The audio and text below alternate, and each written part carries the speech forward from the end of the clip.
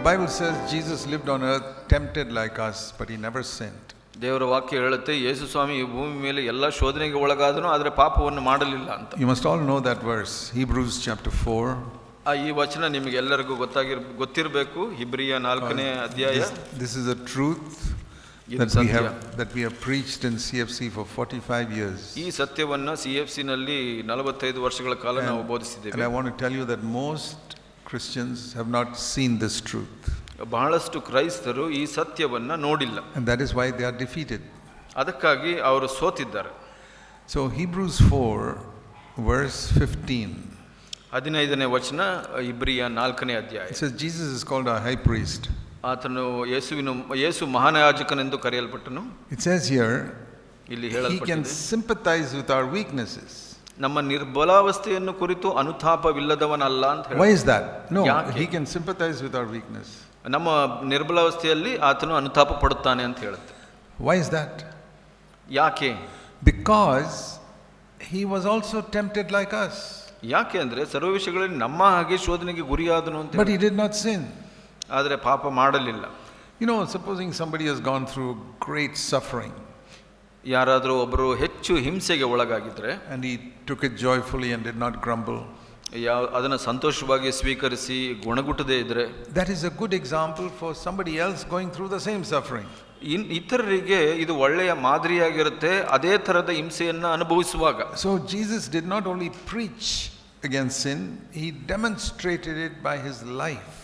ಯೇಸು ಸ್ವಾಮಿ ಈ ಪಾಪದ ವಿರುದ್ಧವಾಗಿ ಬರೀ ಬೋಧನೆ ಮಾಡಲಿಲ್ಲ, ಅದನ್ನು ತನ್ನ ಜೀವಿತದಲ್ಲಿ ಒಂದು ಉದಾಹರಣೆಯಾಗಿ ತೋರಿಸಿದನು. Because Christians have always worshipped him as God. ಯಾಕೆಂದ್ರೆ ಇಲ್ಲಿ ಕ್ರೈಸ್ತರು ಯೇಸು ಸ್ವಾಮಿಯನ್ನು ದೇವರಾಗಿ ಆರಾಧಿಸಿರುವುದರಿಂದ. That is true. He was God from all eternity. ನಿತ್ಯತ್ವದಿಂದ ಅವರು ದೇವರಾಗಿದ್ರು, ಅದು ಸತ್ಯ. Along with the Father and the Holy Spirit, he created this universe. ತಂದೆಯ ಜೊತೆಯಲ್ಲಿ ಪವಿತ್ರಾತ್ಮನ ಜೊತೆಯಲ್ಲಿ ಈ ವಿಶ್ವವನ್ನು ಸೃಷ್ಟಿ ಮಾಡಿದರು. It's very difficult for us to understand God because we are human beings. ನಾವು ಮನುಷ್ಯರಾದ ಕಾರಣ ದೇವರನ್ನ ಅರ್ಥ ಮಾಡಿಕೊಳ್ಳೋದು ಕಷ್ಟ. It's just like a dog cannot understand many things we talk about. ನಾವು ಮಾಡುವಂಥ ಬಹಳಷ್ಟು ಕಾರ್ಯಗಳಲ್ಲಿ ನಾಯಿಗಳಿಗೆ ಅರ್ಥ ಮಾಡ್ಕೊಳ್ಳೋದು ಕಷ್ಟ ಆಗುತ್ತೆ. ಹಾಗೆ a dog is below a human being. ನಾಯಿಯು ಮನುಷ್ಯನಿಗಿಂತ ಕೆಳಮಟ್ಟದಲ್ಲಿದೆ. It cannot understand many things in human beings. ಯಾಕಂದ್ರೆ ಮನುಷ್ಯನಲ್ಲಿ ನಡೆಯುವಂತ ಬಹಳಷ್ಟು ಕಾರ್ಯಗಳು ನಾಯಿಗೆ ಅರ್ಥ ಆಗೋದಿಲ್ಲ. And the same way God is so much above us that we cannot understand everything about God. ಅದೇ ರೀತಿಯಲ್ಲಿ ದೇವರು ಬಹಳ ಎತ್ತರದಲ್ಲಿದ್ದಾರೆ, ಮನುಷ್ಯನಿಗಿಂತ ಅದರಿಂದ ನಮಗೆ ಅರ್ಥ ಆಗೋದಿಲ್ಲ ಅವರು. So people say, how can God be three persons and one God? ಜನ ಹೇಳ್ತಾರೆ, ಮೂರು ವ್ಯಕ್ತಿಗಳಾಗಿ ಒಂದು ದೇವರಾಗ್ಲಿಕ್ಕೆ ಹೇಗೆ ಸಾಧ್ಯ? I said that's because we are human, we cannot understand. ಆದರೆ ಅದಕ್ಕೆ ಯಾಕೆ ಅಂದ್ರೆ ನಾವು ಮನುಷ್ಯರು ಮಾತ್ರದವರು, ಅದರಿಂದ ಅರ್ಥ ಆಗೋದಿಲ್ಲ ಅದು. Just like a dog cannot understand a human being.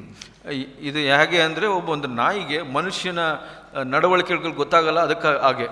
See, dogs think like this. ನಾಯಿಗಳು ಹೀಗೆ ಯೋಚನೆ ಮಾಡುತ್ತೆ. Why do these human beings wear clothes? We never wear clothes. We dogs never wear any clothes. ನಾಯಿಗಳು ಹೀಗೆ ಯೋಚನೆ ಮಾಡುತ್ತೆ, ನಾವು ಯಾವತ್ತೂ ಬಟ್ಟೆ ಹಾಕೋದಿಲ್ಲ, ಈ ಮನುಷ್ಯರು ಯಾಕೆ ಬಟ್ಟೆ ಹಾಕ್ತಾರೆ ಅಂತ. Why do they send their children to school? We don't send our little ನಮ್ಮ ನಾಯಿ ಮರಿಗಳನ್ನ ನಾವು ಶಾಲೆಗೆ ಕಳಿಸಲ್ಲ, ಯಾಕೆ ಈ ಜನರು ಶಾಲೆಗೆ ಕಳಿಸ್ತಾರೆ ಮಕ್ಕಳನ್ನ ಅಂತ. Why do they keep money in a bank? We don't do any such thing. Dogs, ಇವರು ಹಣಗಳನ್ನ ಬ್ಯಾಂಕ್ನಲ್ಲಿ ಇಡ್ತಾರೆ, ಆದ್ರೆ ನಾವು ಹತ್ರ ಏನು ಮಾಡೋದಿಲ್ವಲ್ಲ. Like that there are hundreds of things a dog cannot understand. ಹಾಗೆ ನೂರಾರು ವಿಷಯಗಳು ನಾಯಿಗಳಿಗೆ ಅರ್ಥ ಆಗೋಲ್ಲ. Even a little child can understand. ಆದ್ರೆ ಮನುಷ್ಯ ಮಾತ್ರದವರಲ್ಲಿ ಮಕ್ಕಳಿಗೆ ಕೂಡ ಗೊತ್ತಾಗುತ್ತಿದೆ. So if a dog cannot understand a man, ಹಾಗೆ ನಾಯಿಗೆ ಮನುಷ್ಯನ ಅರ್ಥ ಮಾಡ್ಕೊಳ್ಳೋಕ್ಕಾಗಿಲ್ಲ. It's not surprising. There are many things about God we cannot understand. ಇದು ಆಶ್ಚರ್ಯ ಪಡಬೇಕಾಗಿಲ್ಲ, ನಮಗೂ ದೇವರ ವಿಷಯದಲ್ಲಿ ಬಹಳಷ್ಟು ವಿಷಯಗಳು ಗೊತ್ತಾಗಲ್ಲ. But we know God is three persons, but it's one God. They are all equal. ಆದರೆ ನಮಗೆ ಗೊತ್ತಿದೆ ದೇವರು ಮೂರು ವ್ಯಕ್ತಿಗಳಾಗಿ ಒಂದು ದೇವರಾಗಿದ್ದಾರೆ ಅಂತ.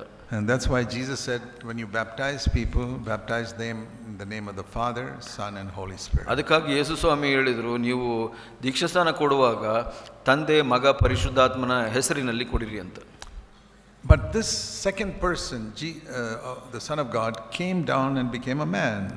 ಈ ಒಂದು ಎರಡನೆಯ ವ್ಯಕ್ತಿ ಯೇಸು ಸ್ವಾಮಿ ಭೂಮಿಗೆ ಬಂದು ಮನುಷ್ಯನಾದ. He was still God, ದೇವರಾಗೇ ಇದ್ದನು, but had a body just like ours. ನಮ್ಮ ತರದೇ ಒಂದು ಶರೀರಧಾರಿಯಾದನು. Was born as a baby, just like every human being. ಎಲ್ಲ ಮನುಷ್ಯರಂತೆ ಒಂದು ಮಗುವಾಗಿ ಹುಟ್ಟಿದನು. In fact, when people looked at him, they thought he's just another man. ಆತನನ್ನು ನೋಡಿದವರು ಎಲ್ಲರಿಗೂ ಈತನು ಕೂಡ ಒಬ್ಬ ಮನುಷ್ಯ ಅಂದ್ಕೊಂಡ್ರು. But just like we are tempted to sin, he was also tempted to sin. ಆದರೆ ನಾವು ಪಾಪದಲ್ಲಿ ಶೋಧನೆಗೆ ಒಳಗಾಗುವಂತೆ ಆತನು ಶೋಧನೆಗೆ ಒಳಗಾದ. But he never sinned. ಆದರೆ ಯಾವತ್ತೂ ಪಾಪ ಮಾಡಲಿಲ್ಲ. And that's what it says here. ಇಲ್ಲಿ ಅದೇ ಹೇಳುತ್ತೆ, that he was tempted in everything as we are, but he did not sin. ಸರ್ವ ವಿಷಯಗಳಲ್ಲಿ ಆತನು ನಮ್ಮ ಹಾಗೆ ಶೋಧನೆಗೆ ಗುರಿಯಾದನು, ಪಾಪ ಮಾತ್ರ ಮಾಡಲಿಲ್ಲ. Now, why is it important to understand this truth? ಈ ಸತ್ಯವನ್ನು ಅರ್ಥ ಮಾಡಿಕೊಳ್ಳೋದು ಮುಖ್ಯ ಯಾಕೆ? Because if you turn to 1 Timothy and chapter 2, 1 Timothy 2ನೇ ಅಧ್ಯಾಯದಲ್ಲಿ ನಾವು ನೋಡಿದ್ರೆ, see, the Bible is the only book in the world that tells us about how to live a godly life. Satyaveda Bible ಒಂದೇ ಪುಸ್ತಕ ದೇವರ ಬಗ್ಗೆ ಸ್ಪಷ್ಟವಾಗಿ ಹೇಳುವಂತ. So when you come to the Bible, you have to give up all your own ideas of how to live a holy life. ನೀವು ದೇವರ ವಾಕ್ಯಕ್ಕೆ ಬಂದಾಗ ನಿಮಗೆ ಸ್ವಂತ ಕೆಲವು ಅಭಿಪ್ರಾಯಗಳ ಯೋಚನೆಗಳನ್ನು ಬಿಟ್ಟುಕೊಡಬೇಕು. And this is what I found in 1 Timothy chapter 3. 1 Timothy 3ನೇ ಅಧ್ಯಾಯ verse 16. 16ನೇ ವಚನ.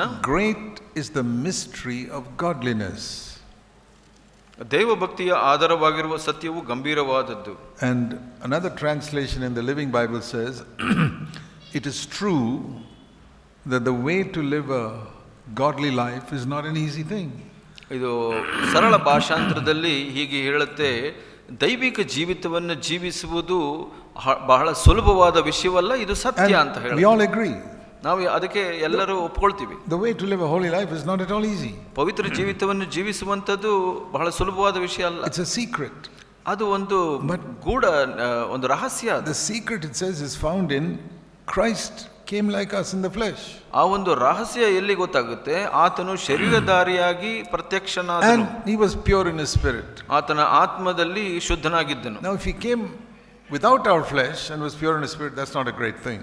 ಅವನು ನಮ್ಮ ಶರೀರವಿಲ್ಲದೆ ಬಂದಿದ್ರೆ ಅದು ರಹಸ್ಯವಾಗಿರ್ತಾ ಇರಲಿಲ್ಲ. But when he came in a body like ours, ನಮ್ಮ ಹಾಗೆ ಶರೀರಧಾರಿಯಾಗಿ ಬಂದ ನಂತರ, and tempted like us, ನಮ್ಮ ಹಾಗೆ ಶೋಧನೆಗೆ ಒಳಪಟ್ಟ ನಂತರ, and never sinned in 33 and a half years, ಅದು 33 ವರ್ಷಗಳ ಕಾಲ ಪಾಪನೇ ಮಾಡಿಲ್ಲ ಅಂದ್ರೆ, then we want to know, how did he do that? ನಾವು ಅದನ್ನ ಅರ್ಥ ಮಾಡ್ಕೊಳ್ಬೇಕು, ಹೇಗೆ ಮಾಡಿದನು. Because that is called the secret of living a holy life. ಇದಕ್ಕೆ ಹೇಳ್ತಾರೆ ಪವಿತ್ರ ಜೀವಿತವನ್ನು ಜೀವಿಸುವಂತ ರಹಸ್ಯ ಅಂತ. Secrets are not something which we publicly proclaim. ರಹಸ್ಯ ಅನ್ನುವಂಥದ್ದು ಬಹಿರಂಗವಾಗಿ ಹೇಳುವಂತ ವಿಷಯ ಅಲ್ಲ. Secrets we whisper in somebody's ear. ರಹಸ್ಯಗಳನ್ನ ಇನ್ನೊಬ್ಬರ ಕಿವಿಯಲ್ಲಿ ಪಿಸುಮಾತಿನಲ್ಲಿ ಹೇಳ್ತೇವೆ. Here it says the secret, that living a holy life is a secret. ಈ ಪವಿತ್ರ ಜೀವಿತವನ್ನು ಜೀವಿಸುವಂಥದ್ದು ಒಂದು ರಹಸ್ಯ ಅಂತ ಹೇಳಲ್ಪಟ್ಟಿದೆ. So to whom does God whisper these secrets? ಈ ರಹಸ್ಯಗಳನ್ನು ದೇವರು ಯಾರ ಕಿವಿಯಲ್ಲಿ ಪಿಸುಮಾತಿನಲ್ಲಿ ಹೇಳ್ತಾರೆ? Turn with me to the Old Testament. ಹಳೆ ಒಡಂಬಡಿಕೆಯಲ್ಲಿ ನಾವು ನೋಡ್ಕೊಳ್ಳೋಣ. Psalm 25. ಕೀರ್ತನೆ 25ನೇ ಕೀರ್ತನೆಯಲ್ಲಿ ನಾವು ನೋಡ್ತೀವಿ. 25 and verse 14. 25:14. Here it says, the secret is of the Lord is only for those who fear him. ಆಪ್ತ ಮಿತ್ರರಂತಿರುವವರಿಗೆ ಅವರಿಗೆ ತನ್ನ ಒಡಂಬಡಿಕೆ ಅನುಭವಗಳನ್ನು ದಯಪಾಲಿಸುವನು ಅಂತ ಹೇಳುತ್ತೆ. Here it says the secret of the Lord. ಇಲ್ಲಿ ಇಂಗ್ಲಿಷ್ ಭಾಷಾಂತರದಲ್ಲಿ ಹೇಳುತ್ತೆ ಇದು ಕೆಲವು ರಹಸ್ಯಗಳು ಅಂತ ಹೇಳುತ್ತೆ. Is revealed to those who fear him. ಅದು ಯಾರು ದೇವರಿಗೆ ಭಯಪಡ್ತಾರೋ ಅಂಥವರಿಗೆ ಮಾತ್ರ ಅದು ಕೊಡಲ್ಪಟ್ಟಿದೆ. And to them he will explain this new covenant. ಈ ಒಂದು ಹೊಸ ಒಡಂಬಡಿಕೆಯ ಸತ್ಯಗಳನ್ನ ಯಾರು ಭಯಪಡ್ತಾರೆ ಅಂಥವರಿಗೆ ಪ್ರಕಟಪಡಿಸಲಾಗುತ್ತೆ ಅಂತ. God doesn't tell it to everybody. ಇದು ಎಲ್ಲರಿಗೂ ಹೇಳೋದಿಲ್ಲ. Because not everybody fears God. ಯಾಕೆ ಅಂದ್ರೆ ಎಲ್ಲರೂ ದೇವರಿಗೆ ಭಯಪಡುವಂಥವರಲ್ಲ. To fear God is to hate sin. ದೇವರಿಗೆ ಭಯಪಡೋದು ಅಂದ್ರೆ ಏನು? ಪಾಪವನ್ನ ಹಗೆ ಮಾಡುವುದು. You may not be able to overcome sin. ಅವರಿಗೆ ಪಾಪವನ್ನ ಜಯಗಳಿಸಲಿಕ್ಕೆ ಸಾಧ್ಯ ಇಲ್ಲದೆ ಇರಬಹುದು. ಆದ್ರೆ ಹಗೆ ಮಾಡಬೇಕು. That proves that you fear God. ಅದು ಹಗೆ ಮಾಡುವಾಗ ನೀವು ಭಯ ಪಡ್ತೀರಾ ಅಂತ ದೇವರಿಗೆ ಗೊತ್ತಾಗುತ್ತೆ. In the Old Testament people feared God. ಹಳೆ ಒಡಂಬಡಿಕೆಯಲ್ಲಿ ಜನರು ದೇವರಿಗೆ ಭಯಪಟ್ಟರು. They hated sin. ಹಾಗೆ ಪಾಪವನ್ನು but ಹಾಗೆ they ಮಾಡಿದರು, could not overcome it ಆದರೆ ಅವರು ಜಯಗಳಿಸಲಿಕ್ಕೆ ಸಾಧ್ಯವಾಗಲಿಲ್ಲ. because they did not know the secret. ಯಾಕೆ ಅಂದ್ರೆ ಅವರಿಗೆ ಒಂದು ರಹಸ್ಯ ಗೊತ್ತಿರಲಿಲ್ಲ. That secret became evident only when Jesus came to the earth. ಅದು ರಹಸ್ಯ ಪ್ರಕಟವಾಗಿದ್ದು ಯಾವಾಗ ಅಂದ್ರೆ ಯೇಸು ಸ್ವಾಮಿ ಶರೀರಧಾರಿಯಾಗಿ ಬಂದಾಗ. He came as a man, was tempted like us and did not sin. ಮನುಷ್ಯನಾಗಿ ಬಂದು ನಮ್ಮ ಹಾಗೆ ಶೋಧನೆಗೆ ಒಳಗಾಗಿ ಪಾಪ ಮಾಡಲಿಲ್ಲ. And the reason he did not sin was the Father gave him grace. ಅವರು ಆ ಪಾಪ ಮಾಡದೇ ಇರೋಕ್ಕೆ ಒಂದು ರಹಸ್ಯ ಏನಂದ್ರೆ ತಂದೆಯು ಆತನಿಗೆ ಕೃಪೆಯನ್ನು ಅನುಗ್ರಹಿಸಿದನು. We think that Jesus did not need grace. ನಮಗನ್ಸುತ್ತೆ ಯೇಸು ಸ್ವಾಮಿಗೆ ಕೃಪೆ ಬೇಕಾಗಿರಲಿಲ್ಲ. Because many Christians have taught grace means God freely forgives us. ಬಹಳಷ್ಟು ಜನರಿಗೆ ಈ ತರ ಬೋಧಿಸಲಾಗಿದೆ, ಕೃಪೆ ಅಂದ್ರೆ ದೇವರು ಉಚಿತವಾಗಿ ಕ್ಷಮಿಸಿಬಿಡ್ತಾರೆ ಅಂತ. But that's not the real meaning of grace. ಅದು ನಿಜವಾದ ಅರ್ಥವಲ್ಲ ಕೃಪೆದು. See in the same verse, Hebrews 4:15. ಇಬ್ರಿಯ 4:15 ಏನು ಹೇಳುತ್ತೆ? Jesus was tempted like us, so he did not sin. ಇಲ್ಲಿ and even though he was tempted like us, he did not sin. ನಮ್ಮ ಹಾಗೆ ಶೋಧನೆಗೆ ಗುರಿಯಾದನು, ಆದರೆ ಪಾಪ ಮಾಡಲಿಲ್ಲ ಯೇಸು ಅಂತ ಹೇಳುತ್ತೆ. And then you say, therefore what?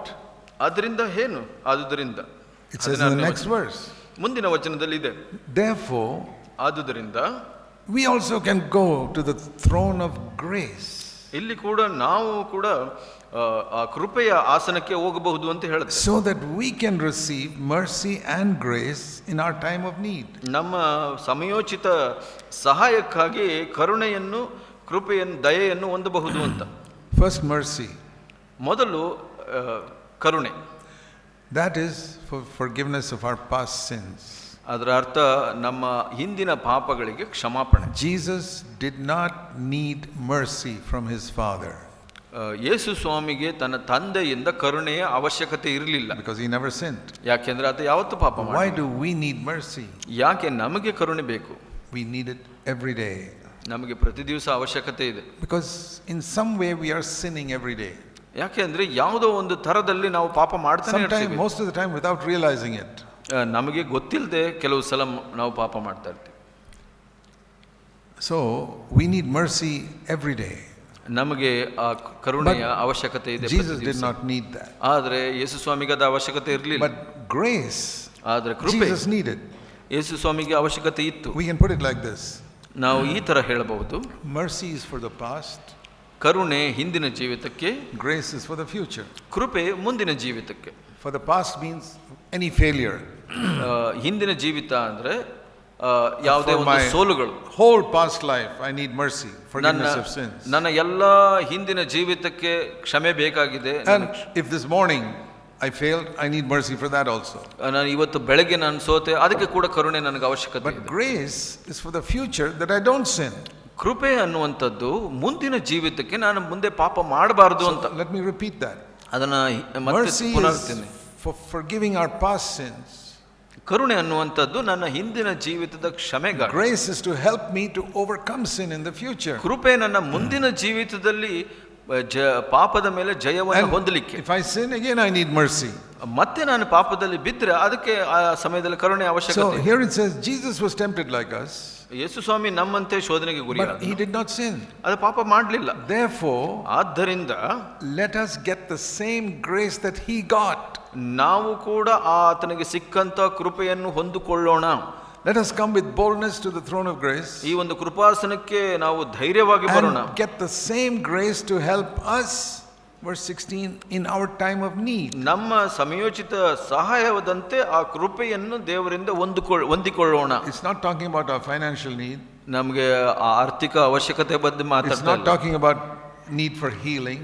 ನಮಗೆ ಒಂದು ಸ್ವಸ್ಥತೆ ಹೊಂದಬೇಕು ಅದರ ಬಗ್ಗೆ ಮಾತಾಡ್ತಾ ಇಲ್ಲ ಇಲ್ಲಿ.